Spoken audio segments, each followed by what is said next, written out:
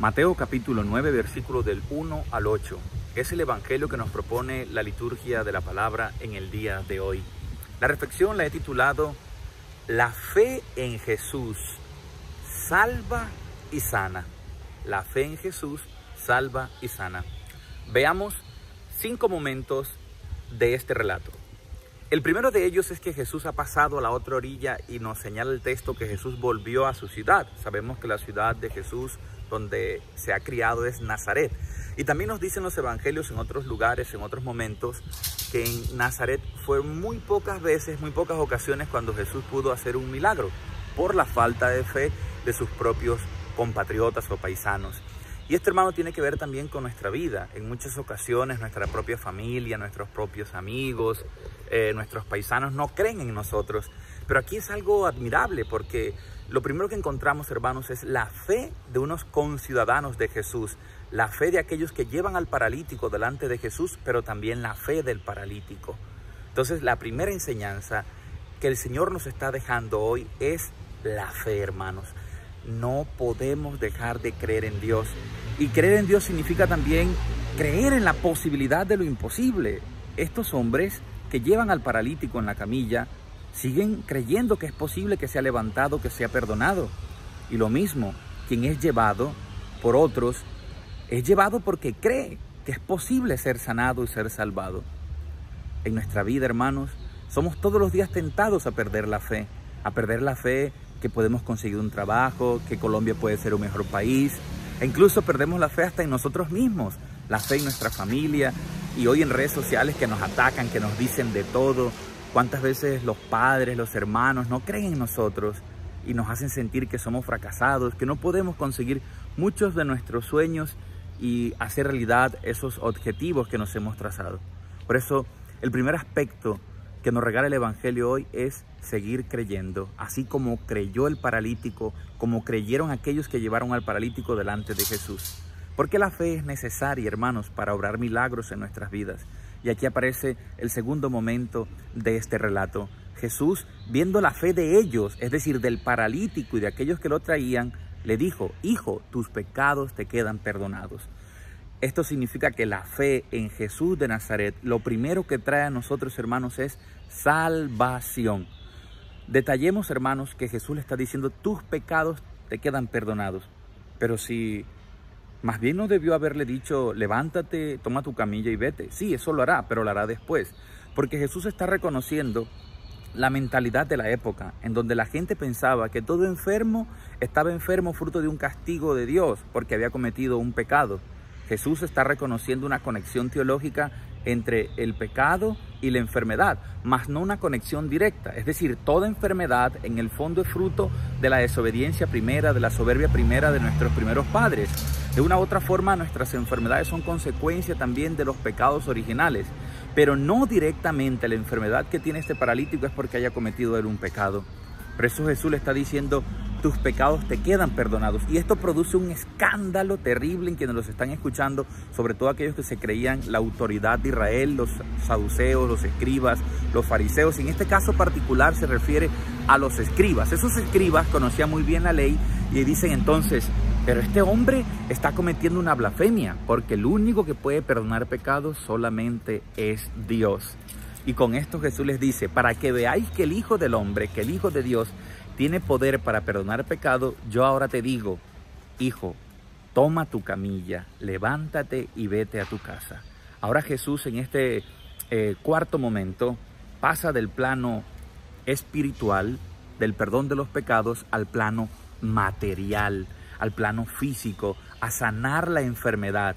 Entonces vamos a repasar hasta aquí. Primero, Jesús ve la fe de ellos, del paralítico y de aquellos que lo acompañan. Segundo, Jesús le dice: tus pecados están perdonados. Lo está llevando al plano de la salvación. Tercero, muchos se resisten a creer en las palabras de Jesús y lo condenan. Es el caso de la incredulidad. Aquellos que se escandalizan ante las palabras de Jesús y dicen que está blasfemando, que es imposible que un hombre pueda perdonar pecados, porque solamente el que perdona pecados es Dios. Y efectivamente Dios es el único que perdona pecados. Y ahora Dios Padre está haciendo efectivo ese perdón de los pecados a través de su Hijo Jesucristo. y ellos no creen que Jesús sea el Hijo de Dios y por eso se escandalizan. Y hoy sigue pasando lo mismo. Mucha gente no acepta a Jesús como el Hijo de Dios, como el Salvador, en quien nosotros encontramos el perdón de nuestros pecados y podemos empezar una nueva vida. Hasta allí tenemos 3 elementos. El tercero de ellos es la incredulidad. La incredulidad. El primero es la fe. El segundo es la respuesta de Jesús perdonando el pecado ante esa fe. El tercero es la incredulidad de aquellos que rechazan a Jesús. Y el cuarto es que Jesús va a pasar de la sanación espiritual a la sanación física. Sanación espiritual significa que Jesús lo está salvando del pecado. Sanación física, ahora le dice Jesús, para que ustedes se den cuenta que el Hijo de Dios tiene poder de perdonar pecados, les voy a decir algo que se puede verificar físicamente. Levántate, toma tu camilla y vete.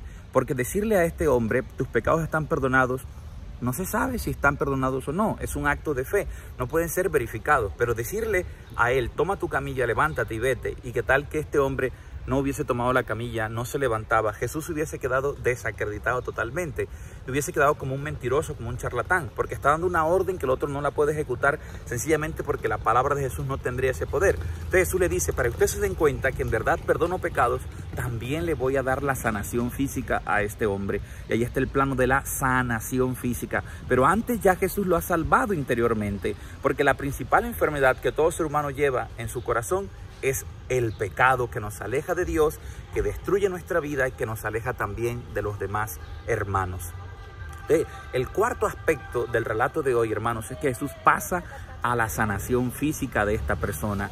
Y efectivamente, cuando este hombre escucha las palabras de Jesús, obedece, porque es la misma palabra de Dios que tiene el poder de traer la sanación física a este ser humano. Él toma la camilla, se levanta y se va a su casa, seguramente a testimoniar lo que Dios había hecho en su vida. Y viene entonces la quinta parte de este relato. La gente se llenó de temor. Dice la Escritura que el principio de la sabiduría es el temor de Dios. No se llenaron de miedo, se llenaron de temor, es decir, de asombro, y glorificaron a Dios que da este poder a los hombres, porque viendo a Jesús, que es un hombre delante de sus ojos, están viendo más allá de ese hombre al mismísimo Hijo de Dios hecho hombre, que ha venido a traer al ser humano la salvación de todo su ser, y esto incluye también la sanación física. Hermanos, pidamos al Señor hoy que nos regale a nosotros la fe, como este don maravilloso que hace posible lo imposible, como este don maravilloso que nos da la fortaleza en medio de la debilidad, que es luz en medio de la oscuridad, que es alegría en medio de la tristeza. La fe, hermanos, es necesaria para experimentar la salvación que viene de Dios, pero también la sanación física. Si hoy te sientes triste, acongojado, agobiado, hay una preocupación, hay un enfermo en tu familia, no dejes de creer, no dejes de esperar, no dejes de amar. Jesús lo hizo ayer, Jesús lo hace hoy y Jesús lo seguirá haciendo mañana por los siglos de los siglos. Amén. Porque sencillamente Jesús es el Hijo de Dios y la fe en Jesús de Nazaret trae a nuestra vida salvación de todo nuestro ser y trae también sanación física. Tú que necesitas la sanación física, sigue pidiendo al Señor, pero hazlo con fe, con la certeza que Él ya te ha escuchado. Y dile, Señor, que no sea lo que yo quiero, sino que en mi vida se haga tu voluntad. Que nos podamos maravillar y asombrar del poder que Dios tiene para transformar nuestra vida. Y también para reconocer que Dios sigue dando su poder a los hombres, como tú y como yo, para traer salud física, psicológica y espiritual a las personas. Muchos dicen, yo no me confieso con un sacerdote porque es otro pecador igual que yo. Sí, es pecador igual que tú y por eso te puede comprender. Pero Dios le ha dado poder a ese sacerdote para perdonar los pecados en nombre de Dios, no en el nombre propio.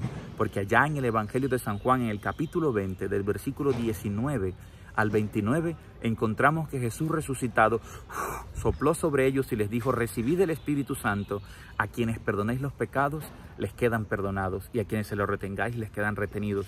Muchas de nuestras enfermedades, hermanos, físicas, tienen una causa espiritual, y cuando tú vas y te confiesas, experimentas ese alivio en tu alma, en lo profundo de tu ser, y allí opera Dios la sanación física también dentro de ti.